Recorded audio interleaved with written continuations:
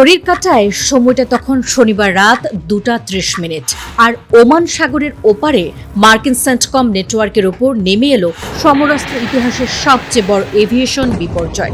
আমেরিকার বিলিয়ন ডলারের air protection on থাকা সত্ত্বেও সুনির্দিষ্ট তথ্যের ভিত্তিতে কুয়েতের মার্কিন বিমান ঘাঁটি লক্ষ্য করে মারণাস্ত্র লক করেছে ইরান। চোখের সামনে মার্কিন যুদ্ধ বিমান ও হেলিকপ্টারগুলো আগুনে পুড়ে ছাই হয়ে গেছে এবং ঘাঁটি দুটি পুরোপুরি অচল। আইডিএফ ও মার্কিন কর্মকর্তাদের এই গোপন তথ্য আজ রাতে পশ্চিমা বিশ্বকে স্তব্ধ করে দিয়েছে।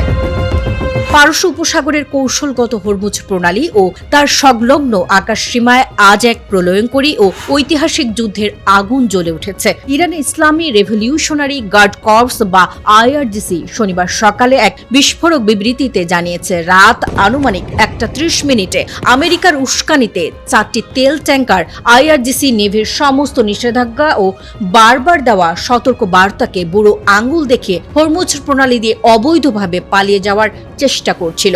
ইরানি নৌবাহিনী তাৎক্ষণিকভাবে অ্যাকশনে নেমে একটি ট্যাঙ্কারকে মাঝ সাগরে অবরুদ্ধ করে এবং বাকি 3টি জাহাজ পিছু হটতে বাধ্য হয়। এই ঘটনা ঠিক 1 ঘন্টা পর রাত 2:30 মার্কিন যুক্তরাষ্ট্রের ড্রোন বাহিনী চরম আগ্রাসন দেখে ইরানের কেশন দ্বীপ এবং সিরিক শহরের দুটি অত্যন্ত গুরুত্বপূর্ণ টেলিযোগাযোগ মাস্টে মিসাইল হামলা চালায়। আইআরআইবির অনগ্রাউন্ড প্রতিনিধিরা জানিয়েছেন, রাত 2:30টায় সিরিক শহর জুড়ে বিকট বিস্ফোরণের শব্দে সাধারণ মানুষের ঘরবাড়ি কেঁপে ওঠে। আইআরজিসির অ্যারোস্পেস ফোর্স সরাসরি কুয়েত এবং বাহরাইনে থাকা আমেরিকার মূল ঘাঁটিগুলো লক্ষ্য করে ঝাঁকে ঝাঁকে ভারী ব্যালিস্টিক ক্ষেপণাস্ত্র নিক্ষেপ করে। এই নিখুঁত ও মারণঘাতী ক্ষেপণাস্ত্রের তাণ্ডবে বাহরাইনে অবস্থিত মার্কিন যুক্তরাষ্ট্রের গৌরব, সে বিখ্যাত পঞ্চম নৌবহরের সমস্ত সুযোগ সুবিধা এবং স্থাপনা চিরতরে ধুলোয় মিশে গেছে, যা আক্ষরিক অর্থেই মার্কিন পঞ্চম নৌবহরকে বিশ্ব মানচিত্র থেকে মুছে দিয়েছে।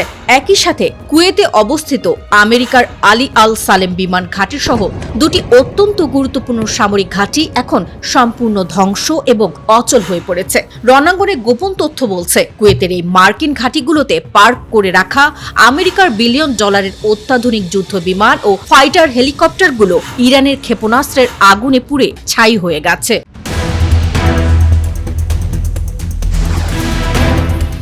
আমেরিকার যে কোনো উস্কানির জবাব দিতে ইরানের অস্ত্রের ট্রিগারে এখন সব সময় আঙুল থাকে। মার্কিন বিমান হানা দেওয়ার সাথে সাথেই গর্জে উঠেছে ইরানের মিসাইল ডিফেন্স। ইরানকে দুর্বল ভাবার এক চরম চড়া মূল্য দিতে হচ্ছে মার্কিন প্রশাসনকে। হরমুজ প্রণালীতে মার্কিন আগ্রাসনের জবাবে 1 সেকেন্ডও সময় নষ্ট না করে সরাসরি বিধ্বংসী অ্যাকশনে নেমেছে আইআরজিসি। আমেরিকার পাতা ফাঁদে পা না দিয়ে উল্টো মার্কিন সেন্টকমের হিসাব নিকাশ পুরোপুরি ওলটপালট করে দিয়েছে তেহরান।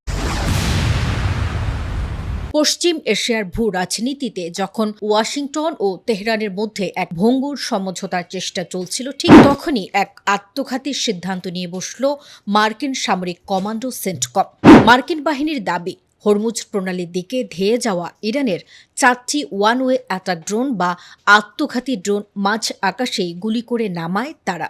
কিন্তু আমেরিকা এখানেই থেমে থাকেনি।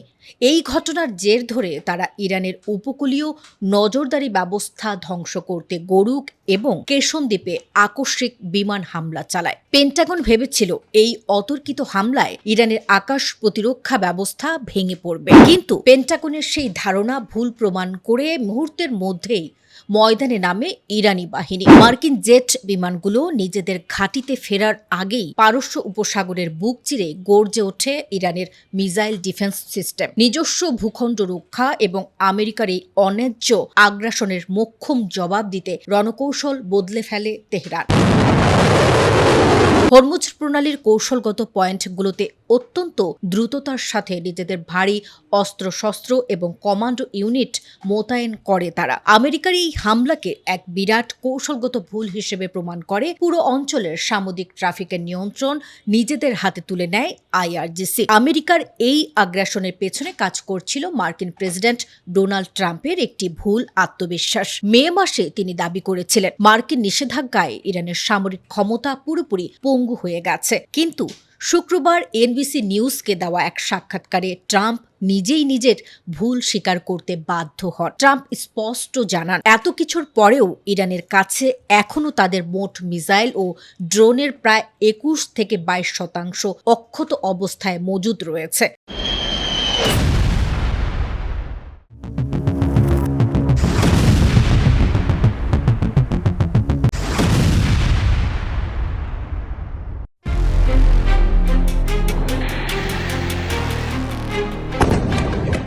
পারস্য উপসাগরের তীরে গড়ে তোলা আমেরিকার নোঙরখানায় আজ পারস্যের তৈরি প্রযুক্তির এক প্রলয়ঙ্করী মনস্তাত্ত্বিক তাণ্ডবের সুনামি বয়ে গেছে। হরমুজ প্রণালী সংলগ্ন ওমান সাগরে মার্কিন ডেস্ট্রয়ারগুলোর পিছু হটার খবর পেন্টাগনকে ভিতর থেকে কাঁপিয়ে দিয়েছে। মার্কিনীদের তথাকথিত অপরাজেয় যুদ্ধ জাহাজগুলো যেভাবে ইরানের ধাওয়া খেয়ে ভারত মহাসাগরের দিকে পালাচ্ছে তা ওভাল হাউসের ঘুম চিরতরে কেড়ে নিয়েছে। আমেরিকার বিলিয়ন ডলারের যুদ্ধ জাহাজের এই চরম লাঞ্ছনার উপর দাঁড়িয়ে ইরানের নৌবাহিনী আজ এক নতুন যুদ্ধনীতি ঘোষণা করেছে। পারস্য উপসাগর ও ওমান সাগরের কৌশলগত জলসীমায় আজ মার্কিন সাম্রাজ্যবাদের অহংকার ধুলোয় মিশে গেছে। ইরানের বার্তা সংস্থা তাসনিম নিউজ তাদের এক এক্সক্লুসিভ অফিসিয়াল রিপোর্টে নিশ্চিত করেছে যে হরমুজ প্রণালীতে ইরানের নৌবাহিনীর প্রলয়ঙ্করী হামলার ভয়ে আমেরিকার একের পর এক যুদ্ধ জাহাজ রণাঙ্গন ছেড়ে পিছিয়ে যাচ্ছে।